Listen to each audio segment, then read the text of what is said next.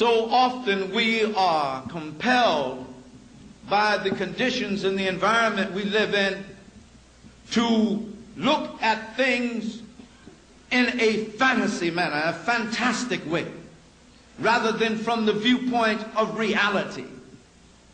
The object of the whole African-centered movement in bringing forth accurate information, not only in terms of history, but every other field of discipline, is to be certain that we as a people are able to be confronted with and be made to deal with and to have the tools, the powerful weapons of reality.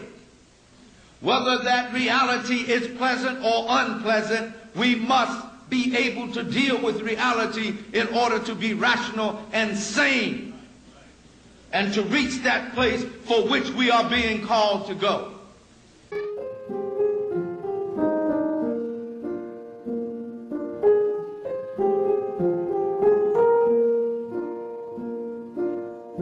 All around me are familiar faces, worn out places, worn out faces, bright and early for their daily races, going nowhere, going nowhere. Their tears are filling up their glasses, no expression, no expression. Hide my head, I wanna drown my sorrow. No tomorrow, no tomorrow. And I find it kind of funny, I find it kind of sad. The dreams in which I'm dying are the best I've ever had. I find it hard to tell you, I find it hard to take. When people run in circles, it's a very, very mad world. Mad world.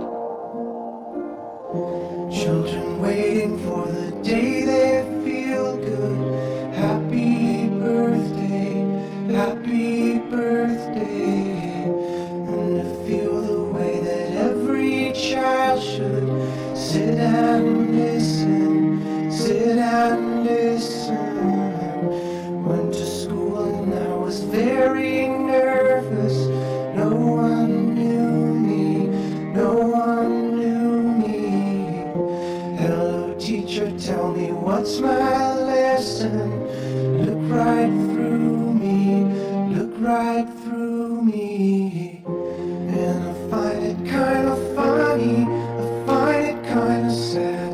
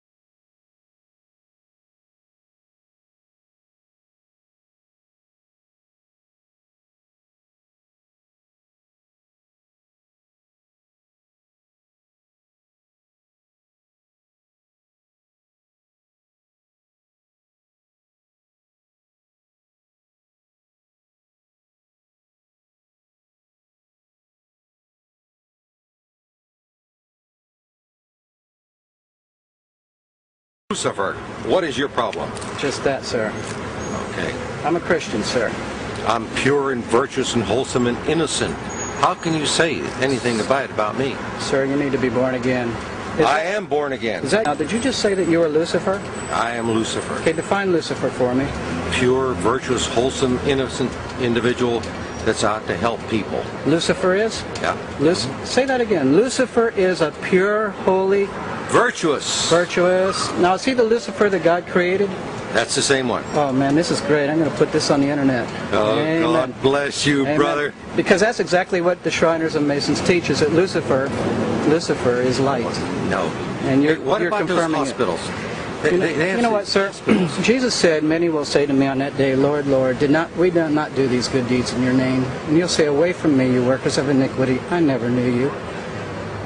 Jesus said it? In Matthew chapter 5. Mercy. No. That's hard to believe. So you're a Christian and you don't know that.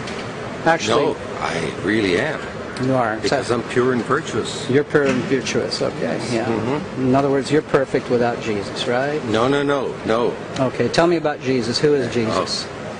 Well, he's my leader. Is he the Son of God? Yes, he is. Is he the only worshipful master? Yes. Have you ever been called worshipful master? No, because I've just been too busy. I've been working. Working? Been working to help people. What like kind you. of work? Okay. Get out of here. See, this is what a Mason confesses, is that Lucifer is light. You heard it? The Neanderthal has actually left traces in the genome of modern humans. The fascinating thing is that we're a mosaic.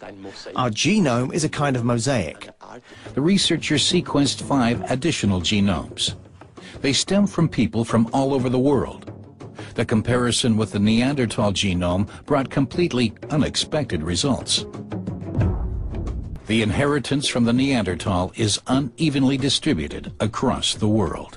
The most astonishing thing was that we find contribution in Europeans and in Asians, but not in Africans. It seems to be something that Europeans and Asians have in common, but which is missing in Africans. Why are the genes scattered so unevenly across the world? The great mystery. How can it be that the Neanderthal has contributed to individuals in parts of the world which were never actually inhabited by Neanderthals? 100,000 to 50,000 years before our time, anatomical modern humans migrate from Africa and encounter Neanderthals in the Middle East. The groups mix. By discovering what we have in common and what makes us different, we are discovering our own history. The study showed that this integration of genetic material is visible only in non-Africans, in Asians and Europeans, and this is related to the way this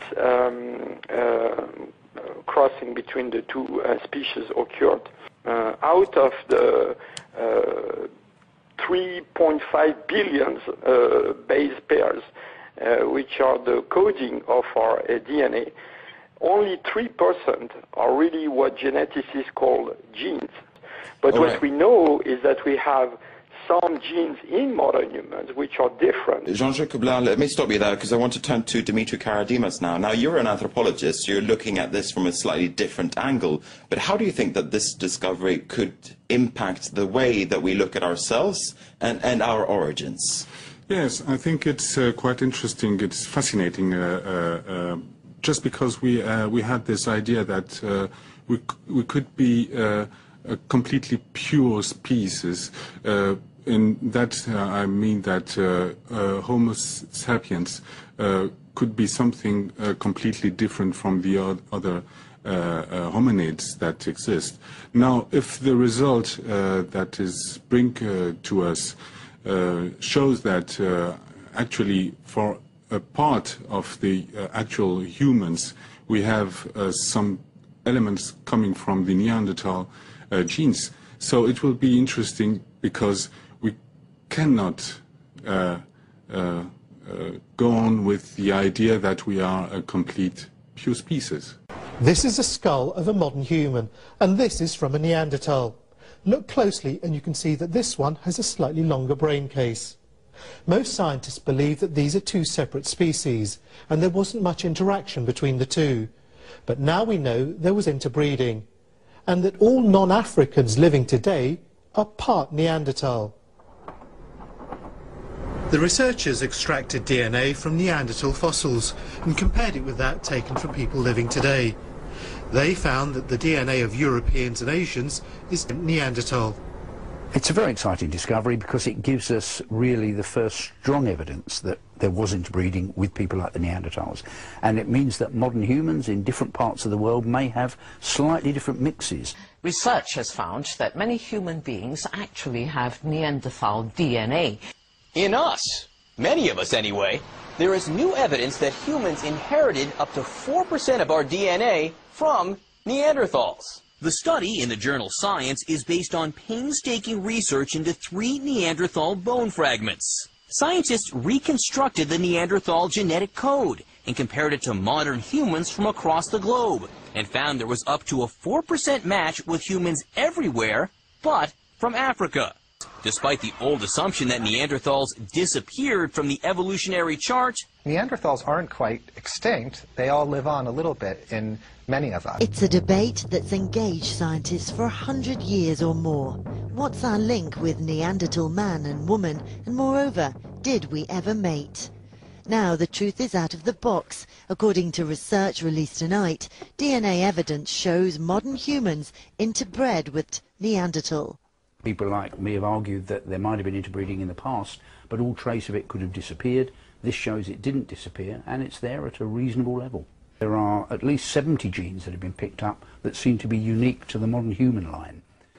Before disappearing from the face of the Earth 28,000 years ago, Neanderthals shared a common offspring with Cro-Magnon man.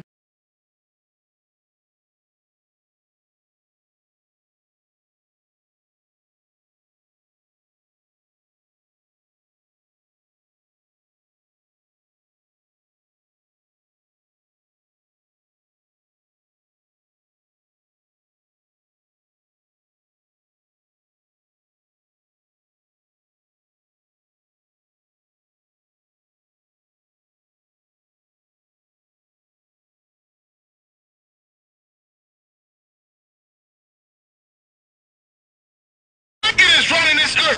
The white leaders that run this earth, they know that as long as they can keep niggas sitting against